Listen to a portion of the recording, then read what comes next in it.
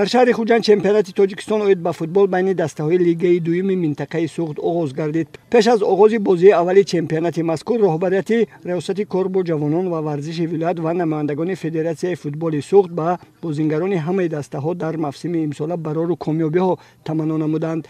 مورد با ذکر است که در موسم امساله لیگ دوم در منطقه سوخت 12 دسته تاج و تیمور ملک شهر خوجند، سوخدیان شهر بوستان، گلستان شهر گلستان، غولک‌انداز و پختکار ناحیه جبار رسولوف، رفشن ناحیه ظفرآباد، کند مکتب مخصوص فوتبال شهر کنیبادام، خستیورز ناحیه باباجان غفوروف، اشت ناحیه اشت، اسفره شهر اسفره و سپیتامین ناحیه سپیتامین اشتراک و هنرنمایی میکنند.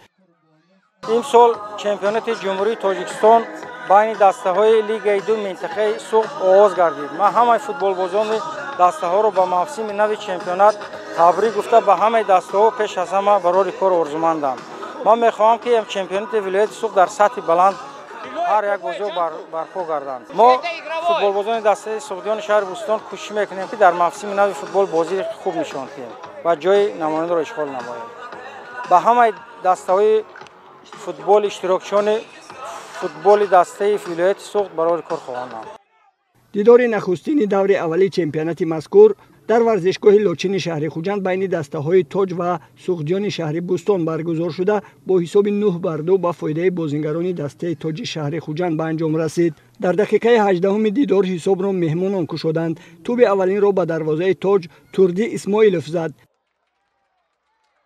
در دقیقه 33 بازیگر دسته تاج میرزا حکیمبویف حساب را برابر کرد. مهراب هاشیموف پیش از انجام نیمه اولی بازی توپ دوم را به دروازه سوخدیان زد و قسم اولی بازی با حساب 2-1 به انجام رسید.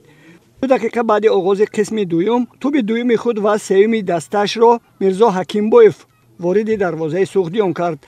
آزاد آرتیکوف در دقیقه های 49 و 63 و عبدالله قلندروف در دقیقه های 59 و 68 با زدن دو توپی به دروازه مهمانان حساب را 7-1 کردند. در دقیقه 72 دیدار دوران رحمتوف توپ هشتم را وارد دروازه سوخدیان نمود. عبدالملک عمروف در دقیقه 84 واخوری توپ دوم دسته سوخدیان را به ثمر رسانید.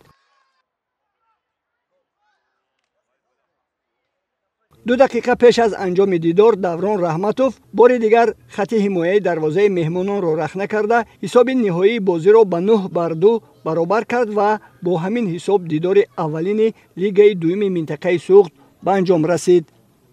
در لیگ دوم منطقه سوخت چمپیونات جمهوری تاجیکستان یکم بار اشتراک کردیم. بچه‌های ما 17 ساله 18 ساله بازی خوب نشان دادند. با دسته سوخدیان بازیگرای با تجربه در اونجا بسیار بودند. بازی یکم قسم اول ما یکم گل سر دادیم. بچه‌ها کمتر نیوورنس بودن. بعد اشتباه راه دادن. ما کمتر در تنفس راهی بازی اصولی بازی ترتیبی جایگیریشون کمتر تغییرات دادیم. این قسم دوم با برتری دسته تاج گذشت. ما حرکت میکنیم. مقصد مرام ما جای اول رو اشغال نموده به لیگ یکم قدم مونیم.